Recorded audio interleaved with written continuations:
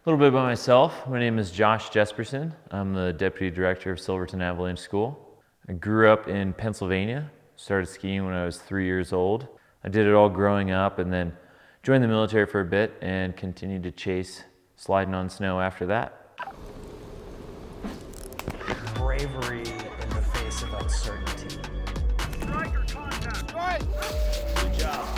If you want to study snow, Silverton is the place. Being a mountain guide, you do all kinds of different things. Ski guiding, ice guiding, rock guiding, alpine, all of the stuff. One aspect of the work I do is avalanche education. When you start teaching something or coaching something, you actually get a lot more attuned to the nuance and the understanding. It's a very valuable part of my career as a mountain guide, the avalanche education piece. Obviously, I am an educator and I really love teaching, but I don't necessarily identify solely as a teacher. I'm also a skier, I'm also a snowboarder, a ski guide, a person who lives in the mountains, kind of a redneck. I combine all the different attributes of myself to help dive into the one that I'm focusing on that day.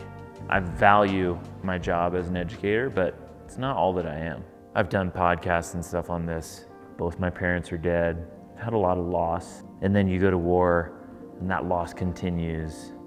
I think fundamentally your relationship to risk is informed by your lived experiences. I've got one body and one life and I'm gonna fucking run it to zero because there's no reason not to. And maybe I'll pick up sailing after that, I don't know. When you experience a lot of loss, do you care less? I think the answer is no, and sometimes people perceive it like that though, but I don't care less. It was some holiday and I was home hanging out with family and my aunt asked me if I had a death wish. And before I could even say anything, my uncle piped up from the back of the room and he's like, no, he has a life wish. When you've experienced a lot of loss, you can manifest it in many different ways. But the way that I've manifested it is I feel like I'm living a life for many more than just myself. You look at how my sister's handled it compared to me, and I haven't even talked to my sister in months because she's homeless on the streets and I can't find her. I love her, I miss her. We had the same upbringing, very similar things, but we've chosen completely different paths. You can handle it many different ways. Are the mountains therapeutic? Absolutely, and I think there's many reasons as to why, but fundamentally, the core foundational reason is because you're present. You're in the moment, you have to be there. You can't be thinking about outside things. You can't be distracted by your emails, your text messages, whatever fucking social communication you're behind on, but you're present. And it's important that you're tuned in and present because if you're not, the mountains will kill you. They won't hesitate. The survival instinct of like staying in touch with what's happening around you, because if you don't, you're gone. Like that's what's therapeutic about them. It brings you back to like what we are as animals. And so being a mountain guide, you know, there's a lot of scenarios and situations that can arise. You know, there's this saying, you don't rise to the occasion, you fall to your training. Like I gotta stay there and be present in a different way for the people that are dependent on me. And same with my partners in the mountains too. But to be fair, like my perspective on it is a little shaped differently because of my time in the military. You know, I fought in 2 wars. Obviously gives me a different perspective as to what it looks like to be in situations like that. It's almost 20 years that I've been training for shitty situations in different careers and different environments. It's kind of hard for me to get shaken up, if you will. Why should you as a student trust me?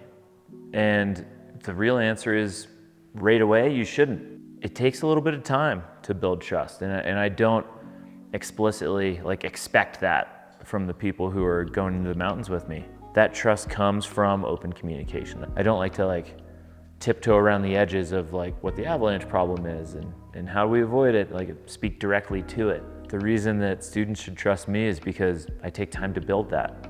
I'm not gonna expect it. I wanna build a little bit of trust before we go into the mountains together. I've had a life of lots of adventures and lots of trials and tribulations, and it's made me who I am, which I think is a very self-reliant person, pretty steadfast, critical in the way I think about things, but you know, sometimes I get taken over by powder fever or like decision-making fatigue. I'm also always learning. I'm also always trying to get better at what I do. I like the decisions I make, but sometimes I make the wrong ones. And it's good to like check back in on those wrong ones and see why you made them. You know, the thing I'm most proud of, I don't know, I think this probably changes like through your life as you hit different milestones and goals. And currently the thing I'm most proud of is when my mom was dying last year, I was able to show up as her son and help take care of her. I was able to put down everything and go take care of mom. She took care of me my whole life, so yeah, super proud of that. Like over the last couple years, I've spent a lot of time like building a career and like stable income. A long time being a mountain guide, like you're eating ramen and you know, making a shit day wage and just getting by. I've spent the last couple years like finally making like a sustainable career and pathway. And so I think over the next couple of years, my goal is to work less and get in the mountains more.